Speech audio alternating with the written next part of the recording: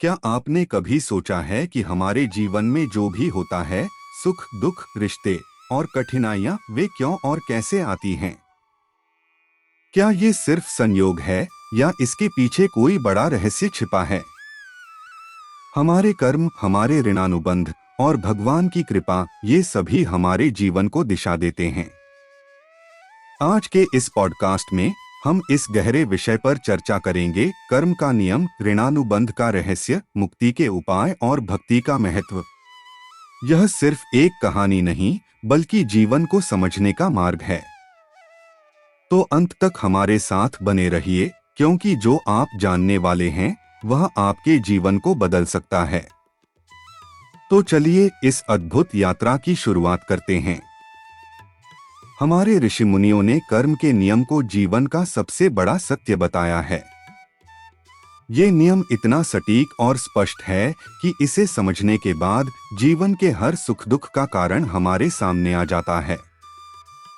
कर्म केवल एक क्रिया नहीं है, यह एक बीज है। जैसे किसी खेत में बीज बोया जाता है, उसी प्रकार हम अपने जीवन में हर दिन कर्मों के बीज बोते हैं।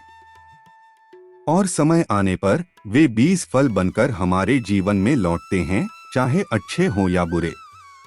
जीवन में जो भी घटनाएं घटती हैं, वे हमारे द्वारा किए गए कर्मों का परिणाम हैं। अगर हमने किसी को दुख पहुंचाया, उसके साथ अन्याय किया, तो वो कर्म एक ऊर्जा बनकर ब्रह्मांड में गूंजता है। यह ऊर्जा वापस हमारे पास लौटकर हमें वही अनुभव करवाती है। यही कारण है कि कहते हैं, किसी के दिल से निकली हुई आह कभी व्यर्थ नहीं जाती। उस आह की शक्ति इतनी प्रबल होती है कि वह हमारे जीवन को बदलकर रख सकती है।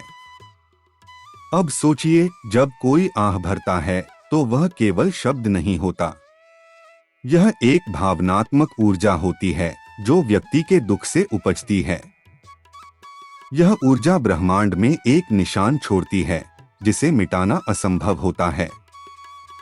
वह आह हमारे जीवन के सुख चक्र को तोड़कर हमारे लिए कष्ट का कारण बनती है, और इसे भुगतने के लिए हमें तैयार रहना पड़ता है। चाहे वह तुरंत हो या कई वर्षों बाद या फिर अगले जन्म में, हमें उस कर्म का फल भुगतना ही पड़ेगा। यही कर्म का अटल नियम है। सोचिए, यदि आपने किसी पर अन्याय किया, उसके हृदय को चोट पहुंचाई, तो वह दुखी होकर आपके लिए आह भरता है। आप उस समय इसे नजरअंदाज कर सकते हैं, लेकिन ब्रह्मांड के नियम इसे अनदेखा नहीं करते। वह आह वज्र की लकीर बन जाती है। इसे मिटाना संभव नहीं। इसे भोगने का समय निश्चित होता है। इसीलिए कहा जाता है, सोच समझकर बोलो और सोच समझकर कर्म करो। हमारे कर्म ही हमारे भविष्य का निर्माण करते हैं। यदि हम किसी के लिए दुख का कारण बनेंगे, तो हमारा भविष्य भी दुखों से भरा होगा। लेकिन यदि हमने किसी के लिए सुख और शांति का कारण बने, तो यही सुख और शांति हमारे जीवन में भी लौटकर आएगी। तो हमें हर समय सतर्क रहना चाहिए। हमें यह सोचना चाहिए कि हमारे शब्द, हमारे कर्म और यहाँ तक कि हमारी सोच से भी किसी को दुख न पहुँचे। याद रखें, जो हम दूसरों को देते हैं, वही हमें लौटकर मिलता है। कर्म का यह चक्र कभी रुकता नहीं। जीवन को सुंदर और शांतिमय बनाना है, तो अपने कर्मों को प्रेम और दया से भर दीजिए। यही सच्ची समझदारी है। यही जीवन का सबसे बड़ा सत्य है। क्या आपने कभी सोचा है कि हम किस परिवार में जन्म लेते हैं, हमारे रिश्ते कैसे बनते हैं, और क्यों कुछ लोग हमें असीम सुख देते हैं, जबकि कुछ हमेशा हमारे जीवन में क्लेश और कड़वाहट लाते हैं? ये सब यूं ही नहीं होता। यह सब हमारे पुराने कर्मों और ऋणानुबंधों का परिणाम है। ऋणानुबंध अर्थात वो अदृश्य बंधन जो हमें किसी व्यक्ति, परिवार या समाज से जोड़ते हैं। हमारे जीवन के हर संबंध के पीछे कोई न कोई कारण छिपा होता है। जो परिवार हमें मिलता है, उसमें हर सदस्य के साथ हमारा कोई पुराना संबंध होता है। ये संबंध सिर्फ इस जन्म का नहीं होता, बल्कि कई जन्मों के कर्मों का हिसाब किताब होता है। जैसे अगर आपके परिवार में कोई ऐसा व्यक्ति है जो हमेशा क्लेश और तनाव का कारण बनता है, तो यह केवल संयोग नहीं है। यह संभव है कि आपके और उस व्यक्ति के बीच कोई पुराना ऋणानुबंध हो सकता है पिछले जन्मों में आपने उसके साथ अन्याय किया हो या उसे पीड़ा दी हो। अब यह संबंध बना है ताकि आप उस ऋण को चुका सकें। यही कारण है कि कभी कभी हम ऐसे लोगों को अपने जीवन में पाते हैं जो हमारे लिए कठिनाई और परीक्षा का कारण बनते हैं। दूसरी ओर कुछ लोग हमारे जीवन में ऐसे आते हैं जैसे वे हमारे लिए ईश्वर का वरदान हो। वे हमें प्यार, सुख और आनंद देते हैं। उनकी उपस्थिति हमें शांति और खुशी देती है। यह भी ऋणानुबंध का ही एक हिस्सा है। ये वे लोग हैं जिनके साथ हमने पिछले जन्मों में अच्छे कर्म किए होते हैं। ये सुखद संबंध हमारे उन अच्छे कर्मों का फल हैं। ऋणानुबंध का यह चक्र बहुत गूढ़ और रहस्यमय है। यह समझने के लिए कि कौन सा संबंध कैसा है, हमें अपनी आत्मा की गहराई में झांकना होगा। जैसे जैसे हम इसे समझते हैं, वैसे वैसे हमें यह एहसास होता है कि हर रिश्ता केवल भोग का माध्यम है। कुछ रिश्ते हमें कष्ट देने के लिए हैं ताकि हम अपने पुराने कर्मों का हिसाब चुका सकें, और कुछ रिश्ते हमें आनंद देने के लिए ताकि हमारे अच्छे कर्मों का फल हमें मिले। जरा सोचिए, किसी परिवार में एक ऐसा सदस्य हो सकता है जो हमेशा लड़ाई झगड़े करता हो। ऐसा लगता है कि वह केवल तनाव बढ़ाने के लिए ही वहां है। लेकिन गहराई से सोचिए, यह रिश्ता इसलिए है क्योंकि आपके और उसके बीच कोई पुराना कर्म बंधन है। आपको उसके साथ उस कर्म का हिसाब करना है। आप उससे घृणा करें, उसका सामना न करें, फिर भी यह रिश्ता आपसे अलग नहीं होगा। जब तक उस ऋण को चुका नहीं लिया जाता, तब तक वह बंधन बना रहेगा। इसी तरह ऐसे भी रिश्ते होते हैं जो हर समय सुख और शांति लाते हैं। ऐसे लोग हमारे जीवन में आते हैं जो हमारे लिए सब कुछ कर गुजरने को तैयार रहते हैं। यह इस बात का प्रमाण है कि हमने उनके साथ पिछले जन्मों में प्रेम और दया से भरे कर्म किए हैं। इस जन्म में वे हमारे लिए वही प्रेम और दया लौटाने आए हैं। इसलिए जब भी कोई रिश्ता आपको कष्ट दे, तो उसे ईश्वर की योजना मानिए। यह मानिए कि आपको उस व्यक्ति के साथ पुराने कर्मों का हिसाब पूरा करना है। घृणा से नहीं, बल्कि प्रेम और सहनशीलता से। और जब कोई रिश्ता आपको सुख दे, तो उसे कृतज्ञता के साथ स्वीकार कीजिए। यह समझिए कि यह आपके अच्छे कर्मों का फल है। ऋणानुबंध हमें सिखाता है कि हमारे जीवन में आने वाले हर व्यक्ति, हर रिश्ता एक उद्देश्य लेकर आता है। हमें इन रिश्तों को समझना, स्वीकार करना और इन्हें सुधारने का प्रयास करना चाहिए। तभी हम इस जीवन के चक्र से मुक्त होकर सच्ची शांति प्राप्त कर सकते हैं। याद रखें, हर रिश्ता हमें कुछ सिखाने के लिए है। उसे एक कर्तव्य मानिए, एक साधना मानिए। यही जीवन का सार है। यही ऋणानुबंध का सबसे बड़ा रहस्य है। क्या यह कर्मों का चक्र कभी समाप्त हो सकता है? क्या हम अपने जीवन के उन बंधनों से मुक्त हो सकते हैं जो हमें बार बार जन्म और मृत्यु के चक्र में बांधते हैं? हाँ, यह संभव है। भगवान श्री कृष्ण ने स्वयं भगवद गीता में इस सत्य को उजागर किया है। वे कहते हैं, जो भक्त मेरे शरण में आता है, मैं उसके सारे ऋणों और कर्मों का बोझ स्वयं उठा लेता हूँ। उसे मैं इस चक्र से मुक्त कर देता हूँ। भगवान श्री कृष्ण का यह उपदेश हमें एक सरल लेकिन गहन मार्ग दिखाता है। वे कहते हैं कि यदि हम अपने सारे कर्मों को भगवान को समर्पित कर दें, तो वे हमारे जीवन के हर ऋण, हर बंधन को काट देंगे। यह केवल एक आध्यात्मिक कथन नहीं है, बल्कि जीवन का सबसे बड़ा सत्य है। इसका अर्थ यह नहीं है कि हमें कर्म करना बंद कर देना चाहिए।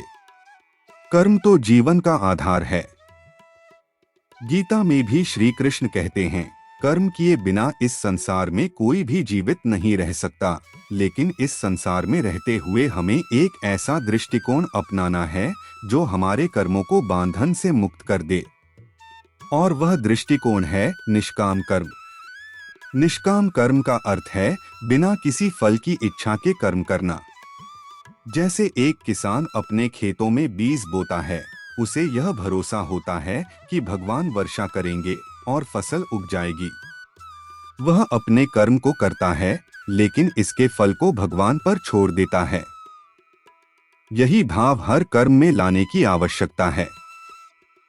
जब आप अपने कर्मों को भगवान को समर्पित कर देते हैं, तो उनके फल की चिंता आपको नहीं करनी पड़ती। तब आपके कर्म आपको बांधते नहीं, बल्कि मुक्त कर देते हैं। भगवान श्री कृष्ण ने कहा है, जो व्यक्ति मेरे चरणों की शरण लेता है, उसके सारे पाप और ऋण मैं स्वयं उठा लेता हूँ। वह मेरे प्रेम के बंधन में बंधकर हर सांसारिक बंधन से मुक्त हो जाता है। इसका अर्थ है कि जब हम ईश्वर को अपने जीवन का आधार बना लेते हैं, उनके प्रति समर्पित हो जाते हैं, तो कर्म और उसके बंधन का प्रभाव हम पर नहीं पड़ता। मुक्ति का यह मार्ग साधना और भक्ति से होकर गुजरता है। हर दिन भगवान को याद कीजिए, उनके नाम का जाप कीजिए, उन्हें अपना मित्र, मार्गदर्शक और शरणदाता मानिए। उनसे प्रार्थना कीजिए कि वे आपके जीवन के सभी बंधनों को काट दें।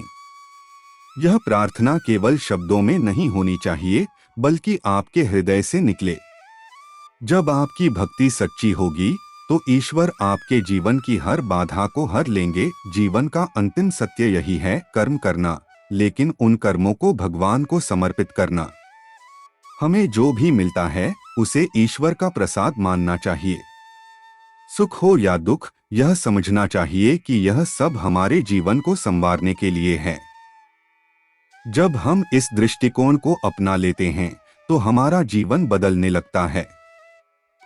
कई संतों और भक्तों ने इस मार्ग को अपनाया और मुक्ति प्राप्त की।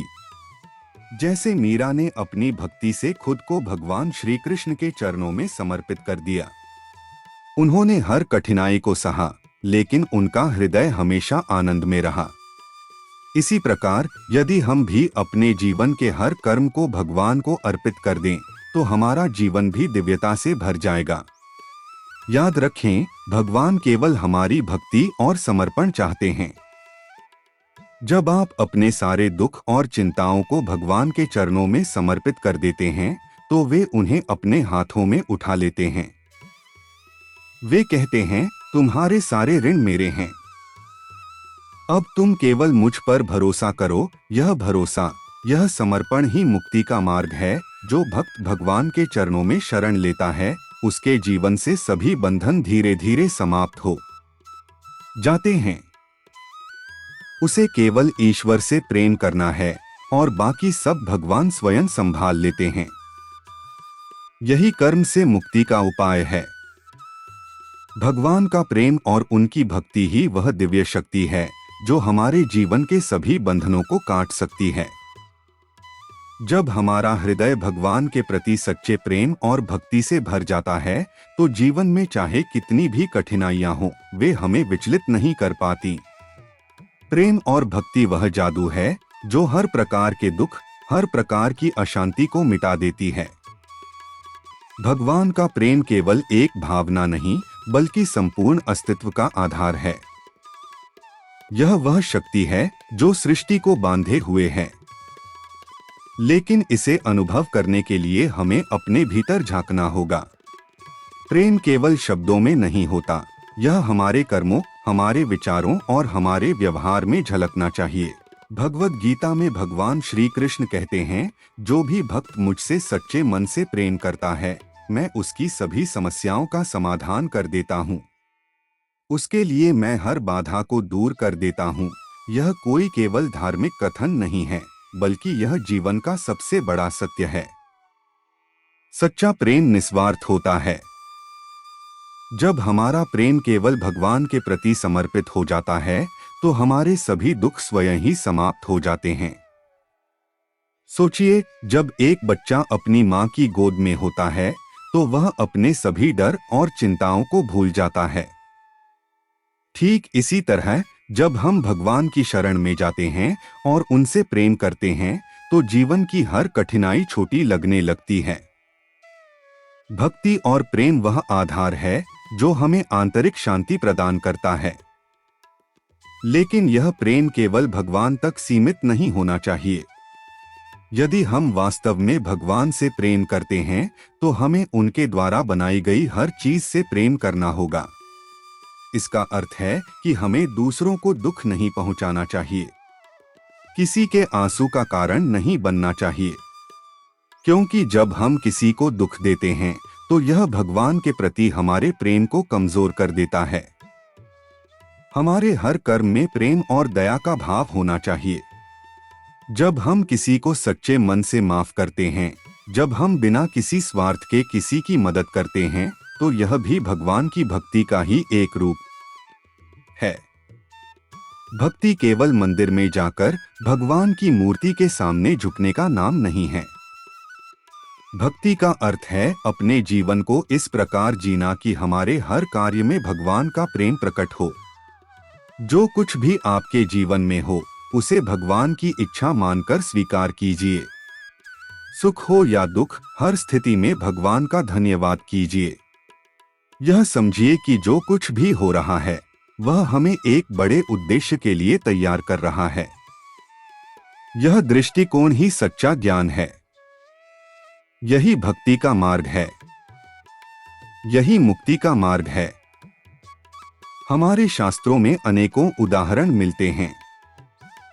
भक्त प्रहलाद को देखिए, उनके पिता ने उन्हें कई कष्ट दिए, लेकिन प्रहलाद के हृदय में भगवान के प्रति प्रेम और विश्वास अडिग रहा। उन्होंने हर परिस्थिति में भगवान का नाम लिया और अंत में भगवान ने स्वयं आकर उनकी रक्षा की।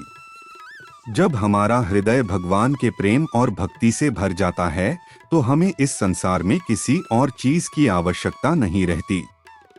हमारे भीतर असीम शांति और आनंद का अनुभव होता है। यह प्रेम हमें बांधता नहीं बल्कि हमें हर प्रकार के बंधन से मुक्त कर देता है। तो आइए अपने जीवन को प्रेम और भक्ति के मार्ग पर ले चलें।